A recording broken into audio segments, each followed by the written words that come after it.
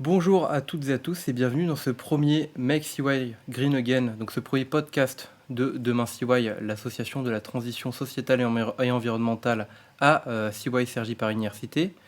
Donc tout d'abord, qu'est-ce que Demain CY? Demain CY, c'est une association qui va regrouper les étudiants, les personnels, les enseignants, les alumni et les anciens personnels de CY Cergy Paris Université pour réfléchir autour des questions de la transition sociétale et environnementale, du monde de demain, mais pas que réfléchir, également porter des projets, soutenir des projets, accompagner ces projets, et également militer pour que notre université, mais plus généralement sa place au sein du territoire, soit plus écologique, plus apaisée, plus solidaire.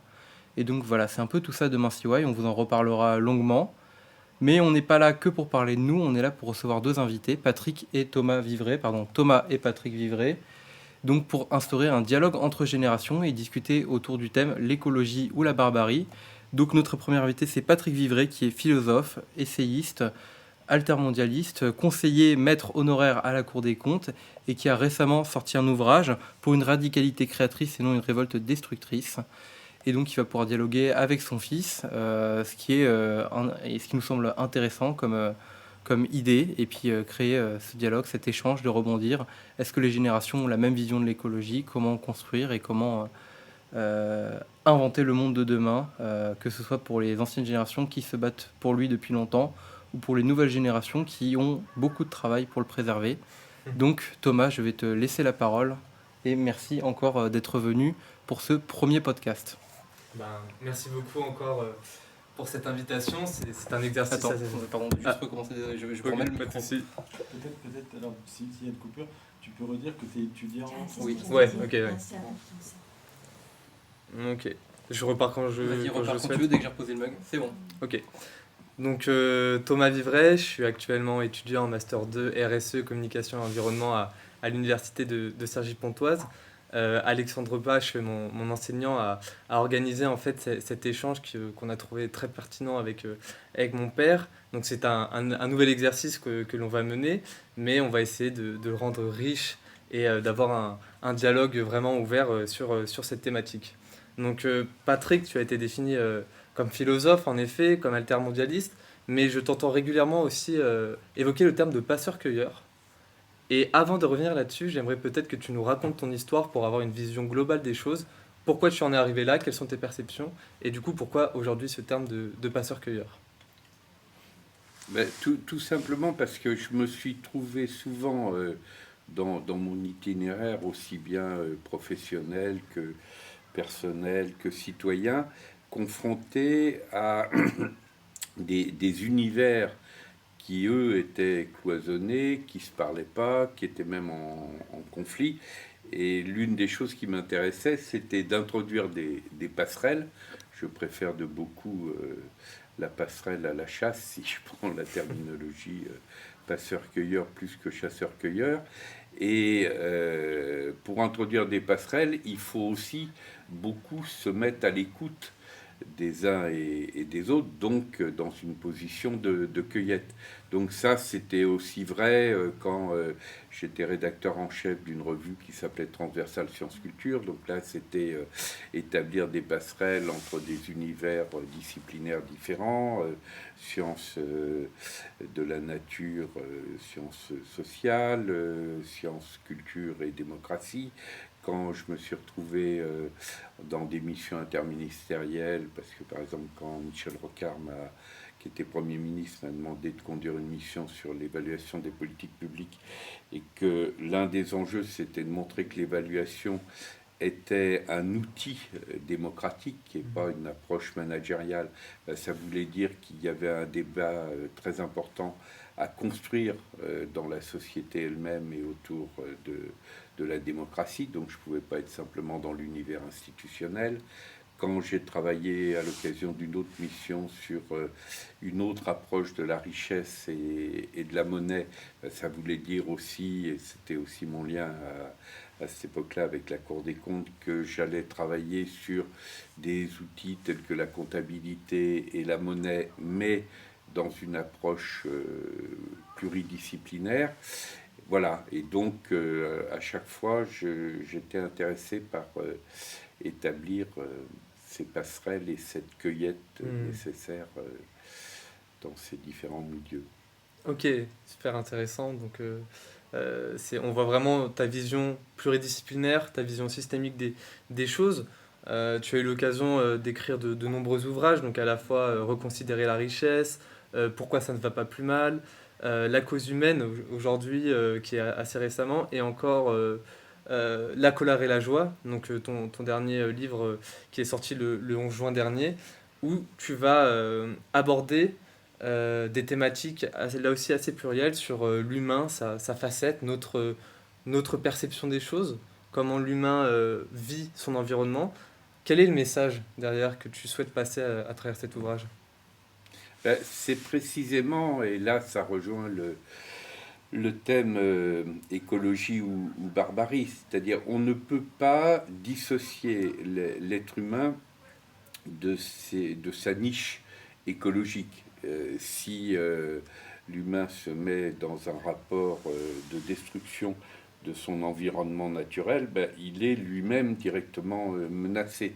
C'est une des raisons pour lesquelles je plaide, en réutilisant le plein sens des mots, pour réencastrer l'économie, ce que les Grecs appelaient l'oikos nomos, donc la gestion de nos petites maisons terriennes, dans l'oikos logos, l'écologie, donc ce qui est la théorie de la grande maison planétaire. Et si on coupe les deux, c'est là qu'il y a des régressions considérables. Et l'une des formes de ces régressions, c'est la barbarie. Je précise tout de suite que pour moi, il y a des actes barbares, il y a de la barbarie, mais il n'y a pas des barbares, de la même façon qu'il n'y a pas des civilisés. C'est-à-dire aucune collectivité humaine, aucun peuple, aucune nation, aucune religion n'est exempte du risque de régression barbare. Il n'y a pas d'axe du mal, pour reprendre une expression célèbre et que je conteste de l'ancien président des États-Unis, George Bush. Et donc, si l'on veut éviter des régressions barbares qui sont liées au risque de destruction des écosystèmes vitaux, il faut absolument réintégrer l'économie dans l'écologie, réintégrer la politique, la culture, etc., dans une perspective écologique. Et comment fait-on?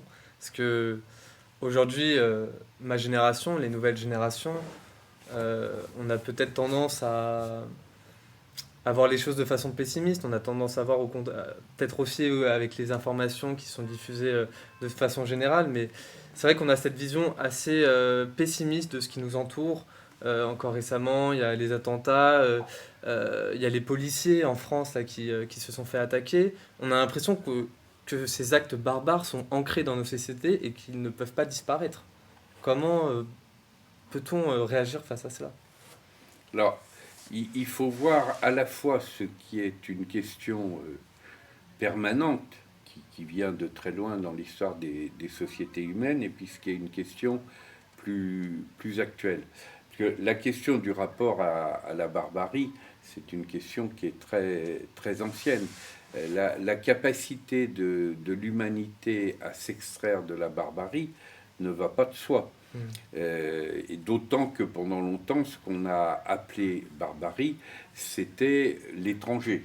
Pour les Grecs, le barbare, c'était l'étranger. Or, aujourd'hui, ce que nous appelons barbarie, ça serait presque l'inverse. Ça serait au contraire le refus de l'étranger, le refus de l'altérité, etc. Donc c'est une très très vieille question, le rapport à la barbarie et la capacité qu'a ou non l'humanité à progresser dans sa qualité d'humanité, ou au contraire à régresser dans une forme d'inhumanité. Et de ce point de vue-là, les guerres, les dictatures, l'esclavage, le colonialisme, il y a quantité d'exemples où l'humanité est confrontée à ce risque de sa propre inhumanité. Donc ça, c'est une question structurelle, permanente, à laquelle s'ajoute plus récemment la question écologique, qui est une question qui a été niée pendant des siècles et même des millénaires, tout simplement parce que l'humanité avait la chance de vivre dans un environnement naturel relativement hospitalier. En gros, depuis le néolithique, donc à peu près 10 000 ans, après la fin des grandes glaciations, l'humanité a pu bénéficier d'un environnement naturel beaucoup plus hospitalier que c'était à l'époque des grandes glaciations, et a oublié d'une certaine façon que la condition de sa propre vie, c'était le respect des écosystèmes vitaux dans lesquels elle vivait. Or, ce qui se passe depuis à peu près un siècle, et avec une accélération au cours des dernières décennies, c'est que cette question écologique, qui était présente en fait, mais qui n'était pas présente à la conscience humaine collective, elle apparaît très, très fortement. Donc des problèmes tels que le risque de dérèglement climatique, les atteintes majeures à la biodiversité, à juste titre, sont aujourd'hui des questions absolument fondamentales, peuvent justifier, je comprends bien ce que tu dis, sur une vision qui peut être relativement noire du point de vue des générations actuelles. Mais si cette question, elle est tout à fait légitime et fondamentale, elle ne doit pas abandonner l'autre terrain, y compris, il y a un lien entre les deux, parce que si nous sommes en guerre avec la nature, c'est aussi parce que nous sommes en guerre avec nous-mêmes. Plus nous progressons dans une qualité de conscience et d'humanisation, plus nous progressons aussi dans une qualité écologique. Et de ce point de vue-là, bien sûr qu'on peut avoir la vision sombre, mais on peut repérer aussi tous les éléments d'espérance qui font que l'humanité peut progresser aussi dans cette qualité de conscience. Moi, j'aime bien reprendre l'expression fameuse d'Antonio Gramsci et de Romain Rolland qui disait « Il nous faut allier le pessimisme de l'intelligence à l'optimisme de la volonté ». Donc il faut être à la fois complètement dans la lucidité sur les risques, mais si on en reste au pessimisme, on est immobilisé, impuissant, et du coup, on aggrave le problème. Donc à cette lucidité, il faut conjoindre aussi tous les éléments de l'alliance des forces de vie qui permet au contraire d'affronter ces défis. C'est très intéressant ce que tu dis et ça me fait penser à un de tes chapitres dans ton ouvrage La colère et la joie, lorsque tu évoques le bug humain. Donc c'est une hypothèse de Arthur Koestler dans les années en 1967 qui évoque en fait que l'homme a progressé, en tout cas a évolué trop rapidement et que du coup son cerveau ne s'est pas imbriqué correctement. C'est-à-dire qu'on a, tu vas bien pouvoir l'expliquer juste après, mais on a le cerveau limbique, le néocortex et le cerveau reptilien qui en fait se sont superposés et qui du coup nous empêchent d'être un être rationnel. Est-ce que tu peux un peu évoquer ça et comment du coup on peut potentiellement dépasser cette problématique et trouver une solution derrière? Alors, effectivement, dans le chapitre, si je l'appelle le bug humain, c'est en référence à un auteur plus récent qui, lui, est neurobiologiste, qui est Sébastien Boller, et qui a justement pris ce titre, le bug humain, et qui développe une idée qui est que pendant plusieurs millénaires, ce qui a permis à l'humanité de survivre, de se développer, de devenir une espèce dominante, ces mêmes traits sont aujourd'hui en train de la menacer. Bon, par exemple, pendant très longtemps, une des façons qui a permis à l'humanité de survivre, c'était qu'elle stockait corporellement des aliments, parce que du même coup, dans des périodes de disette, ça lui permettait de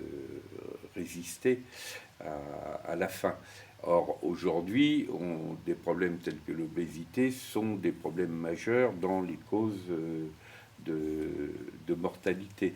Et il le décrit sur quantité d'autres éléments.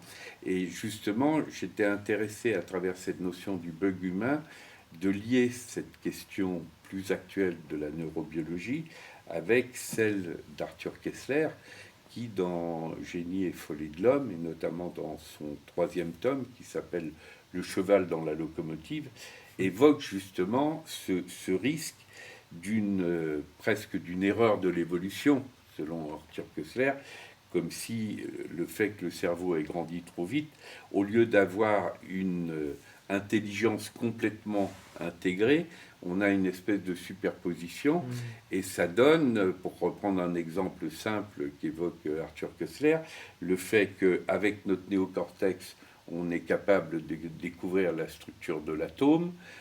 Connaissant la structure de l'atome, on est capable de fabriquer des armes nucléaires, mais émotionnellement parlant, on continue à utiliser des armes de destruction massive avec des modes comportementaux qui sont pas très éloignés de l'époque où on utilisait des pierres ou des gourdins.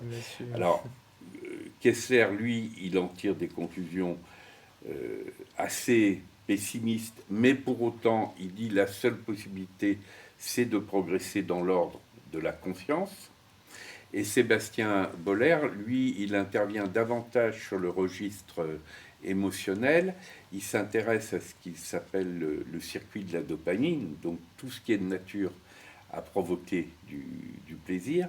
Et il dit qu'il y a un autre usage possible de la dopamine. Pour donner un exemple simple, il dit si le fait de consommer de la nourriture était une source qui a permis, par exemple, la lutte contre les famines et qui aujourd'hui est devenue contre-productif, mais par exemple, quand on déguste un grain de raisin, prendre un exemple qu'il donne dans son livre, le plaisir qu'on éprouve dans la dégustation va être égal ou même supérieur à ce qu'est le plaisir de la gloutonnerie. Il dit le plaisir de l'altruisme. Il prend plutôt l'exemple du côté des petites filles qui sont plus souvent altruistes alors que les petits garçons ont tendance à être dans la rivalité. La dopamine que sécrète à ce moment-là une situation d'altérité, elle peut être égale ou supérieure à la dopamine que sécrète une situation de rivalité.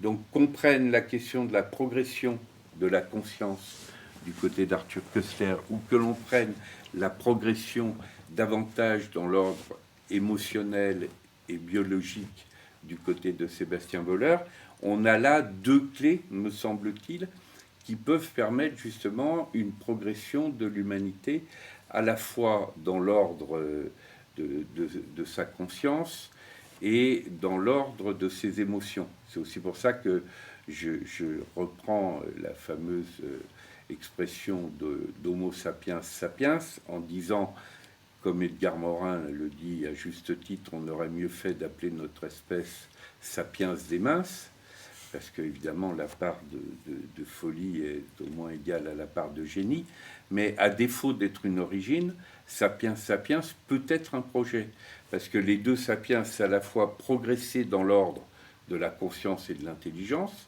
mais à ce moment-là, c'est une intelligence contributrice, c'est pas l'intelligence qu'on met au service de l'invention d'armes de destruction massive. Et le deuxième sapiens, c'est le sapiens de la sagesse, mais il faut toujours se souvenir que le sens originel du mot sagesse, c'est la même racine que la saveur, c'est sapere en latin. Donc la sagesse, c'est une dégustation. Et donc c'est davantage du côté de la sagesse et de l'intelligence émotionnelle de considérer que le voyage de vie est une aventure passionnante et que les autres sont des compagnons de route dans ce voyage de vie plutôt que des rivaux menaçants. Assez impressionnant.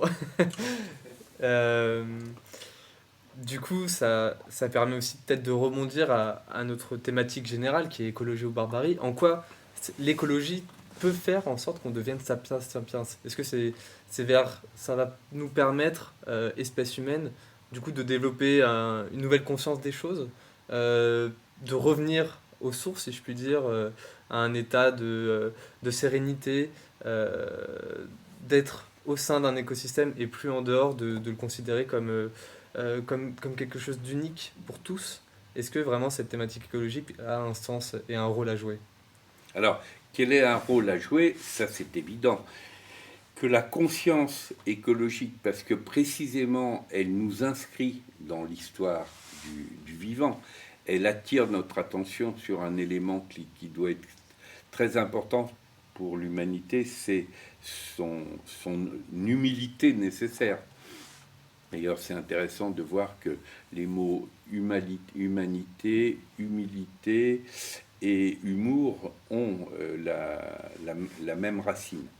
Et de ce point de vue-là, une conscience écologique qui permet à l'humanité de sortir de ce que les Grecs appelaient l'hubris, la démesure, c'est évidemment une source de progression. Pour autant, l'écologie n'est pas une baguette magique. Il peut y avoir des comportements de régression vers des formes barbares, y compris avec l'écologie. On peut avoir du survivalisme guerrier qui se produit, et s'il y a déjà des groupes qui s'organisent comme ça, y compris des groupes armés qui disent, bon, de toute façon, comme tout est foutu, on s'organise dans des petites communautés pour nous en sortir et nous défendre contre d'autres. Ça, c'est pas particulièrement une progression dans la qualité de conscience et la qualité d'humanité. Donc, il faut complètement prendre le meilleur de la conscience écologique, mais il ne faut pas non plus considérer que c'est une baguette magique. De la même façon que, par exemple, le fait d'avoir été victime n'est pas une garantie contre le fait de ne pas devenir bourreau. On a en permanence des exemples dans l'histoire. Le fait d'avoir été dominé n'est pas une garantie qu'on ne sera jamais dominateur. Et donc, en permanence, c'est pour ça que la question du discernement, elle est tout à fait déterminante, y compris dans le domaine écologique. Il n'y a pas une espèce de voie simple et toute tracée sur laquelle il suffirait de se saisir de cette nouvelle baguette magique. À chaque fois, la question du discernement, donc de la qualité de délibération, donc aussi, autre question clé, la qualité de démocratie est déterminante. Très bien. Et j'ai une question personnelle, c'est tu es né en 1948, donc tu as quand même une expérience assez riche à apporter. Qu'est-ce qui a vraiment changé par rapport aux époques précédentes? Aujourd'hui, qu'est-ce que tu tires de notre humanité en 2021 par rapport à il y a 50 ans, il y a 30 ans? Quelles sont les évolutions majeures que tu perçois? Alors, quand je suis né, c'était la dernière année des tickets de rationnement, donc de la Seconde Guerre mondiale. C'était une situation dans laquelle l'Europe était très largement détruite après la guerre, et où le grand récit de l'époque a été le récit du même coup de la reconstruction, et un récit essentiellement tourné vers la croissance matérielle et un progrès matériel, et la question de la justice sociale, qui était déjà très importante à l'époque, était essentiellement un accès à un progrès matériel pour tous. Or là, il y a un changement absolument majeur, parce que la question écologique montre bien que une croissance au sens essentiellement matériel du terme rencontre une contradiction. C'est la fameuse phrase, on ne peut pas avoir une croissance infinie dans un monde fini. Donc il faut effectivement, parce qu'il y a une aspiration légitime des êtres humains qui sont toujours en quête d'illimité. Donc il faut que cette quête d'illimité, elle sorte du domaine de la croissance matérielle et elle aille dans des domaines où là, non seulement ça n'est un danger pour personne, mais c'est même une source de progression, parce que on peut progresser en qualité de connaissance, en qualité de santé, en qualité relationnelle et amoureuse, et tous ces éléments-là, ce que par exemple avec Pierre Rabhi on a coutume d'appeler la sobriété heureuse, elle allie une moindre consommation, un moindre gaspillage dans l'ordre de la croissance classique au sens du produit intérieur brut et une croissance essentiellement matérielle exprimée par de la monnaie, par des modes de vie, de consommation, de production qui ouvrent au contraire la voie à une progression, on dirait en termes philosophiques, qui soit davantage dans l'ordre de l'être que dans l'ordre de l'avoir. Et ça, c'est un projet qui est passionnant, pas simplement sur le plan personnel, mais aussi sur le plan collectif. Par exemple, on voit bien une des grandes transformations à l'époque actuelle, c'est que la progression du droit des femmes et les changements dans les rapports hommes-femmes, aussi entre hommes, femmes, enfants, est quelque chose de très frappant. Moi, en tout cas, dans ma vie, j'ai 73 ans aujourd'hui, c'est quelque chose qui me frappe beaucoup. Des éléments qui étaient absolument dangereux et destructeurs, mais qui n'étaient pas considérés comme tels, qui n'étaient pas objet de débat public, tels que par exemple les modes de domination machistes, patriarcaux, a fortiori les violences sexuelles, sont aujourd'hui au cœur du débat public. Des mouvements comme MeToo, la lutte contre le harcèlement sexuel, etc. Ça, je considère que ce sont des progrès dans la qualité relationnelle de l'humanité. Alors, on en voit souvent à travers la conscience des risques, par exemple les féminicides, etc. Donc on en voit la face sombre, mais le fait même qu'il y a une prise de conscience, que ça devient objet de résistance, objet de nouvelles lois, etc., est, de ce point de vue-là, un phénomène positif. Si je prends un autre exemple, qui est le rapport à la guerre, pendant des millénaires, il était considéré comme tout à fait normal que les sociétés humaines allaient se faire la guerre. Moi, quand mon grand-père maternel est décédé, j'ai trié ses archives, je suis tombé sur son livret militaire. Ce qui m'a frappé dans son livret militaire, c'est tout était organisé par rapport à la guerre. La phase éducative, elle était destinée à préparer un jeune homme à devenir ultérieurement un soldat. Quand il avait 18 ans, il était mobilisable pour partir à la guerre. Ensuite, il devenait réserviste. Et puis la quatrième partie de sa vie, il était bon pour le rebut. Il était ancien combattant et en gros, il n'avait plus que quelques années à vivre. Tout était organisé par rapport à la guerre. Comme l'a fait remarquer à juste titre un sociologue français, une des dates les plus importantes, et ça, j'ai eu l'occasion de le vivre dans ma vie, en France, c'est 1962. Pourquoi ? Parce que c'est la fin des dernières guerres dans laquelle la France se trouve directement engagée, y compris au niveau de sa population jeune, avec le contingent, etc. Et d'ailleurs, il dit à juste titre qu'on ne peut pas comprendre 1968 et le bouleversement de 68 sans comprendre 62. Parce que tout d'un coup, il y a un avenir qui s'ouvre, il y a un autre horizon. Mais comme cet horizon est indéterminé, ben, évidemment, il donne lieu à ce qu'un philosophe avait appelé la récupération par les langages antérieurs, qui ne permet pas de voir l'inédit de 68, autre date clé, moi personnellement, dans ce que j'ai vécu. Mais si on le prend sous l'angle positif, ça veut dire que le fait que la guerre n'est plus considérée comme un mode normal de relation humaine est une avancée considérable. Alors là encore, c'est comme les violences sexuelles. On va dire, ben oui, mais il y a toujours des guerres. Oui, il y a la Syrie, il y a etc. Sauf que cette fois, on considère justement que ça n'est pas du tout un mode normal, et même que c'est insupportable. C'est-à-dire, on n'est plus du tout dans l'idée qu'il est non seulement normal, mais valorisant que chaque génération, et en particulier chaque génération Combattre. du côté des jeunes hommes, doit se préparer à partir pour en tuer d'autres. Non, c'est sûr. Et tu parles d'horizon, que de 62, ça a été un horizon vers 68. Aujourd'hui, quel horizon pour demain? Parce que c'est aussi là une grande problématique auquel je pense beaucoup d'entre nous euh, ont... beaucoup de personnes en tout cas pensent à cette problématique. On se demande quel est le futur, les enjeux sociétaux de demain, comment on va pouvoir arriver peut-être à une nouvelle transition dans un monde, dans une croissance, avec une croissance infinie, dans un monde fini, comme tu l'as bien expliqué, c'est difficile de continuer ainsi.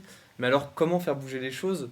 Parce que j'ai l'impression que malgré tout, il y a un système implanté depuis maintenant plusieurs décennies qui est ancré, qui ne veut pas bouger. Alors comment du coup on peut faire soulever, comment on peut se soulever et lutter face à ça, ou en tout cas accompagner ce nouveau système vers une autre transition.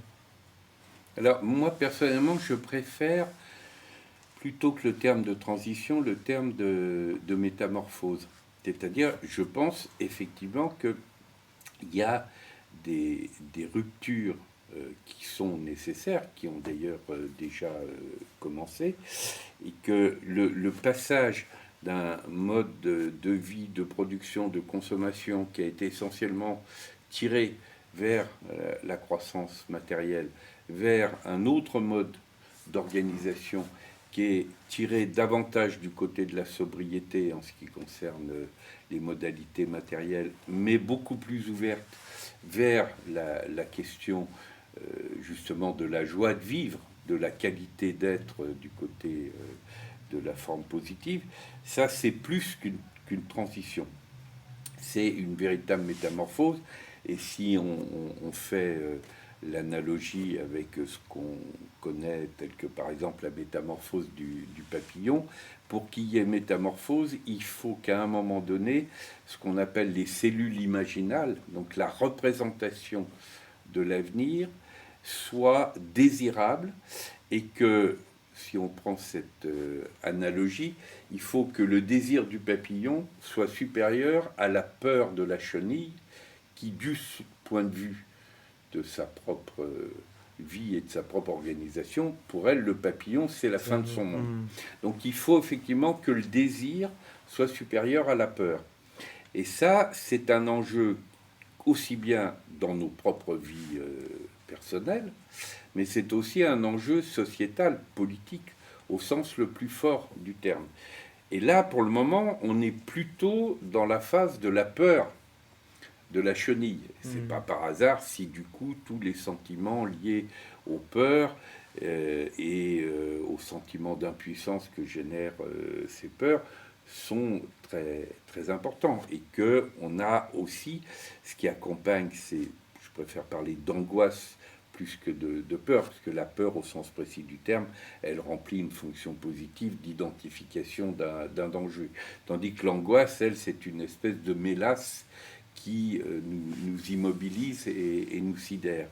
Et évidemment, quand on est dans cette phase de sidération, bien, les démagogues qui surfent sur ces sentiments d'angoisse et d'impuissance, ils ont le vent en poupe. C'est pour ça qu'on voit aujourd'hui des régressions autoritaires, voire néofascistes, un petit peu partout dans le monde entier. Mais si on se met du côté du désir et de l'imagination créatrice, et si on repère à ce moment-là quantité de projets, d'initiatives, de comportements qui vont dans ce sens-là, et qu'on les relie ensemble pour qu'elles aient une force collective très importante, à ce moment-là, on bascule du pessimisme de l'intelligence vers l'optimisme de la volonté. Simplement, là encore, il n'y a pas de baguette magique. Hein, c'est-à-dire, chaque génération est confrontée à la question comment faire pour, face aux défis qui sont les siens et qui ne sont pas les mêmes à chaque génération, comment faire pour aller plutôt vers un plus de qualité, d'intensité de vie et d'humanité que, au contraire, d'aller plutôt du côté de la régression et de la peur. Et évidemment, ta génération, elle est particulièrement centrée sur la question comment fait-on avec les défis écologiques. Mais comme le dit Edgar Morin, ces défis ont aussi une vertu, c'est qu'ils créent une communauté de destin. C'est-à-dire l'humanité n'est plus un simple contenant abstrait. L'humanité, c'était pas un sujet. Les sujets, c'était les États, les peuples, les nations, etc. À d'autres moments, les provinces, les acteurs religieux, etc. Là, le fait même que l'humanité soit menacée dans son existence en fait un sujet. D'abord, elle a été sujet négatif de sa propre histoire. Par exemple, comme le dit Albert Camus au moment de son discours de Stockholm, l'humanité peut se détruire elle-même, donc elle devient sujet, mais sujet négatif.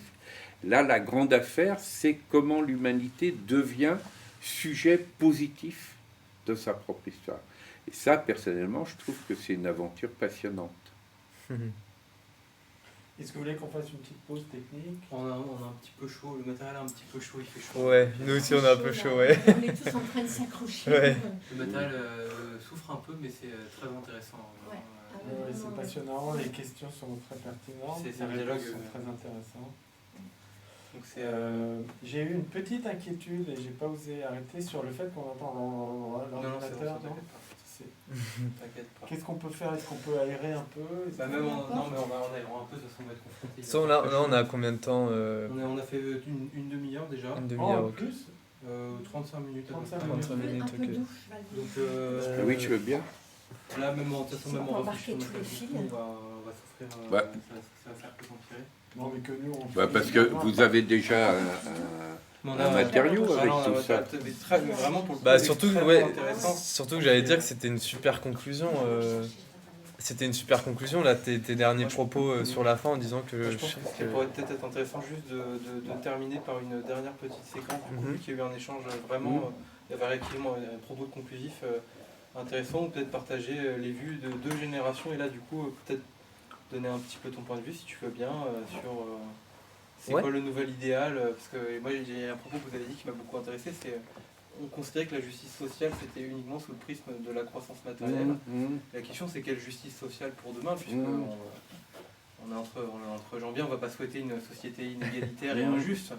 Et donc la question de la justice elle est au cœur de la métamorphose, j'ai retenu le changement de terme. Donc peut-être terminer par deux points de vue croisés, quelle est la nouvelle justice sociale de demain, et puis après on peut vous remercier, et puis Là, on peut peut-être ouvrir un peu pour aérer. Ouais. et puis mais franchement Non, écoutez, c'est notre première, donc on débute nous aussi, on est Ouais. On est je gâtés. sais pas si c'est parfait, mais si vous êtes bien, on espère que vous êtes bien reçus et que ça vous plaît bien déjà. Ah bah carrément, C'est extrêmement intéressant. c'est toujours... Bon, là, ça tient pas tellement. Non, de toute façon, laisse comme ça va un petit Là, j'ai réussi à le laisser un peu ouvert. peu. Oui, on sent bien là, l'air frais qui passe, ça fait du bien. Ouais, mais Déjà, c'est du matériel qui chauffe normalement, enfin depuis toujours, mais là. qu'est-ce que ça va être en août? Ah oui, On peut là, pas- On peut pas mettre un... Faut dire que la pièce est... Ouais, C'est meilleur dans le couloir. Hein. ouais. Ah bah quand oui, on là, rentre dans la pièce tout de en suite, plus on le sent, forcément, ouais. la, les pièces vitrées elle est exposée, comme ça, ouais. oui. C'est clair. J'ai un deuxième bureau moi qui explosait vraiment plein Non, dessus mais et je vous confirme que c'est L'intérêt des propos empêche de s'endormir. Donc ça vous va un peu comme dernière petite séquence Ouais, très bien. Sauf si tu avais vraiment beaucoup d'autres questions. Non. Non, de toute façon, il y a des questions que j'ai L'idée, même c'est même pas forcément posées. C'était L'idée, c'est pas... pas de se frustrer, c'est que le dialogue soit c'est ça. intéressant, Oui, écoutable par tout le monde. Et puis je trouve que là, du coup, c'est très appréhensible par les gens. C'est ça, moi, Ouais. c'est toujours compliqué quand on parle d'écologie parce que c'est pas des sujets C'est ça, tout le grand... évidents à Ouais. appréhender. C'est clair. Les Le idées grand, sont, c'est- sont complexes et dites très simplement. C'est quand même agréable. Non, vraiment, c'est extrêmement intéressant. Je vais... Mais c'est vrai que vous parlez aussi bien aux philosophes qu'à des adolescents. Vous pouvez... Adolescents peut-être pas, mais... C'est grand public. Oui, c'est grand public, c'est grand public. C'est sûr que pour ça, c'est une de tes qualités quand même. Il faut bien que j'en ai quelques-unes. Au milieu de tous mes défauts. Alors, on n'a pas parlé des défauts à la maison, on est resté sur les thématiques. Mais non, mais là aussi. Il y a beaucoup plus de qualités que de défauts. Je confirme. Tu sais, c'était François Truffaut, il y a un de ses personnages dans un film qui dit « L'homme, au sens de l'humain, respire par ses défauts. » C'est pas pour... Hop. Est-ce que ça vous dirait, Marie proposait que peut-être qu'on finisse par Patrick qui pose une question à Thomas, peut-être sur l'avenir ou sur... Non? Ah, moi, je veux bien. Hein. Moi, Que répondre? Mais C'est plutôt ça.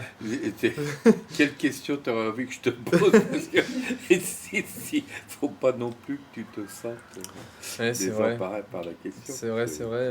Non, mais sinon, on fait la petite conclusion sur la question du nouvel idéal de Justice Ça permet sociale. à chacun en une phrase ou deux, sans être Ouais. trop long, de conclure simplement aussi.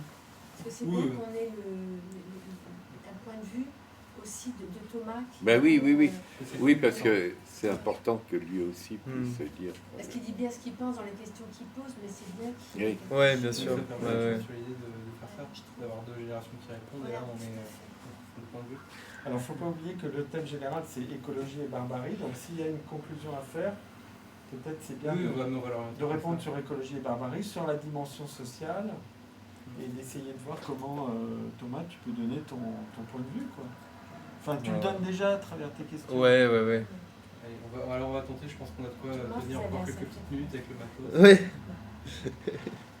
Et on va y arriver. On va. C'est rallumé. C'est récupéré. Hop. À ce moment-là, commence peut-être par.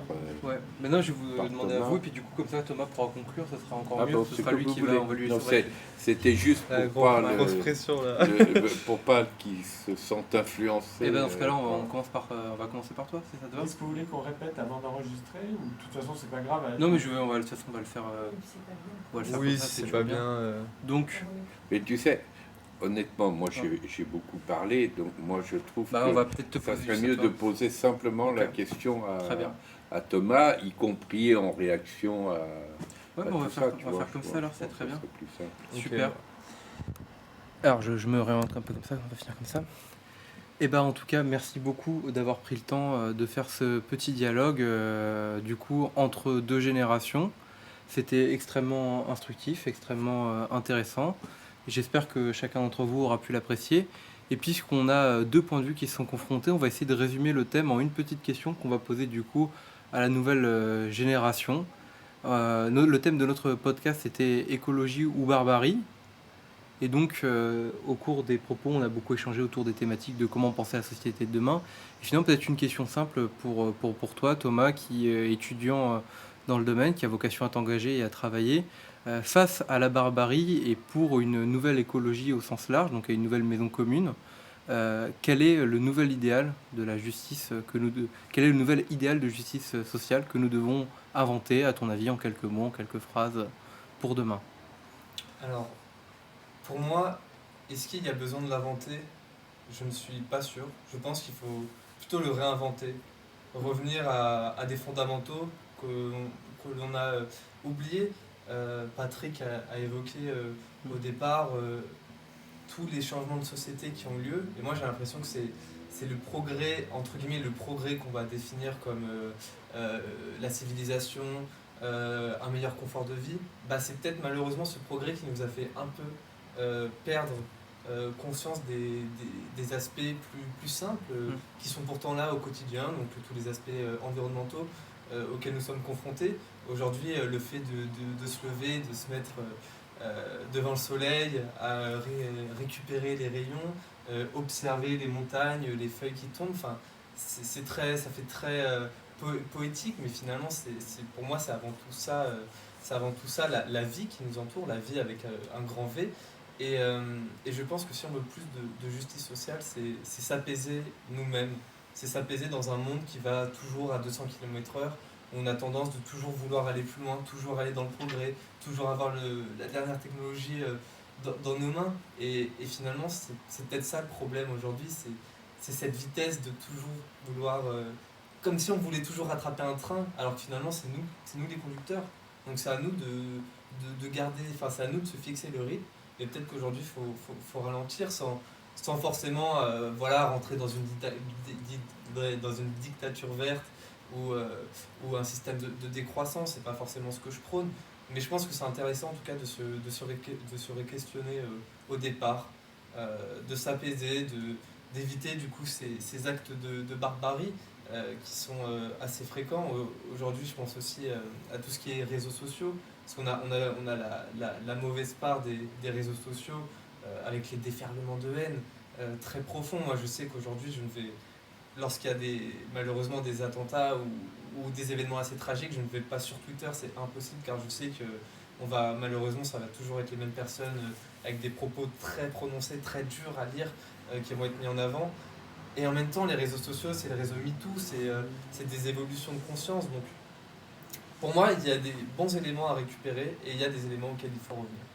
Et du coup là-dessus, je conclus mes propos et j'espère que ça aura apporté un sens. Là, c'était vraiment parfait. Encore une fois, merci beaucoup à vous deux.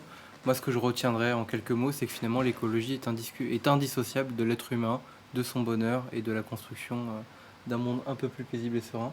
Merci beaucoup d'avoir pris le temps de discuter, d'échanger devant nous et d'avoir répondu à nos questions. Merci pour aussi l'engagement qu'ont pu avoir ceux quand l'écologie n'était pas forcément considérée. Aujourd'hui, c'est bien qu'elle se conscientise. On essaiera à l'échelle de notre université, à notre échelle, de continuer à conscientiser les gens autour de ces questions et d'essayer de penser ensemble le monde de demain. Merci d'avoir ouvert ce premier podcast. Merci Patrick Vivray, merci Thomas Vivray. Je vous souhaite à toutes et à tous une bonne soirée, bonne journée, bonne ce que vous voulez, mais bonne continuation. Merci beaucoup. Merci. Hop.